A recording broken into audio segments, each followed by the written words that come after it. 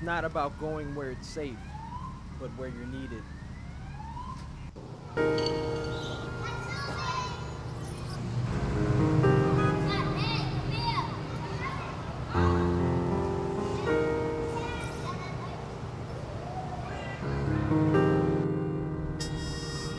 Cops stay away fearing for their lives, while families in urban cities face anxiety every day.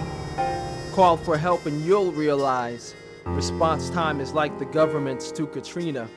While bullets fly in rapid succession, no time for reflection as select corner blocks are ruled by thugs and drug lords. It's hell on earth for some in a system that devalues a family's worth. Come 96th Street, separation begins. Segregation exists, you see it on subway trains and in neighborhood schools where color rules the terrain. Caucasian students are the minority. The worst schools in the nation are a majority in ghetto plantations. Kids stand for hours to get through metal confiscation. Like at the school in the news where students protested and said, "We're kids, not convicts." But it's hard to learn when you're surrounded on every side, trying to stay alive while educational funding is stripped away, leaving guidance counselors and teachers overwhelmed and students without textbooks, focused on standardized tests. And when we see our kids walking with their swagger, quoting their favorite rapper, spouting lyrics often misogynistic and dark, how can we blame them when we refuse to go where they need us? Don't misunderstand me. Blame is firmly planted on both sides at times, but who determines what's safe, and why don't we all qualify? Every time we try to play it safe and save our own lives, they lose, we lose, I lose, an entire generation. Is this the way it's supposed to be? By whose standards do you see? Is it God's? Because he clearly told Ezekiel to speak to the lost. And if they refused to listen and died in their sins, their blood would be required of them.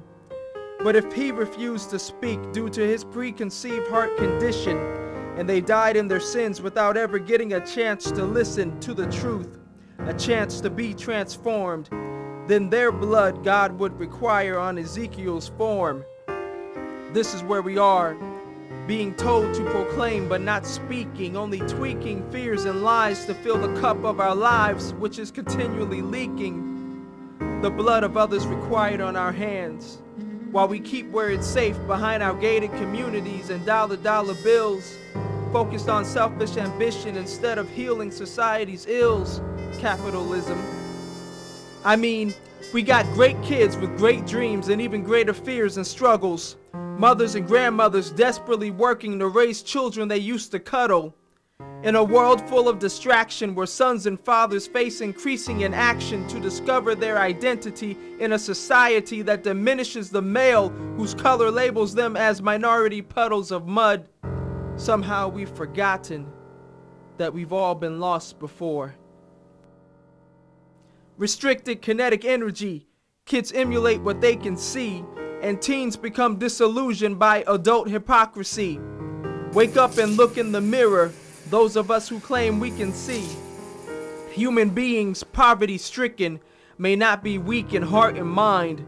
And if we took the time, we'd discover that our greatest enemy is not each other, but the prejudice that lives inside. The color of our skin does not make us deprived. We are all unique in our hearts where many gifts and talents reside. But the system is corrupted and at some level poorly constructed, not meant to work for everyone. And with each rising sun, we lose more individual minds to the teeth of the grinding machine.